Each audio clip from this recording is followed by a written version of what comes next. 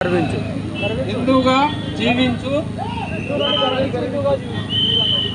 హిందూగా జీవించు, హిందూగా గర్వించు అనే నినాదంతో, ఒక్క నినాదంతో ప్రపంచమంతా ఈరోజు స్వామి వివేకానంద జయంతి ఉత్సవాలు జరుపుకుంటున్నారు. కాబట్టి సోదరులారా, మీకల్లా నేను చెప్పేది ఒకటే, నా మనస్సాక్షిగా చెప్తున్నా.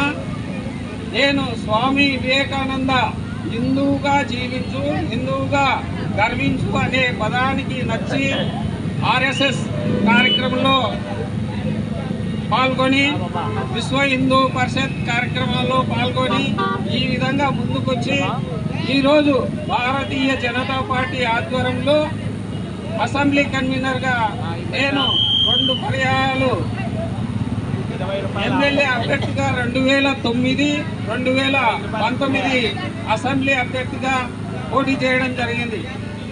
కాబట్టి మనకు ధైర్యం ఉండాలి, యువత ముందుకు రావాలి. యువత ముందుకు వచ్చిన రోజే ఈ దేశం బాగుంటుందని చెప్పి మన నరేంద్ర మోడీ గారు సంకల్పంతో ఈరోజు ముందుకెళ్తున్నారు.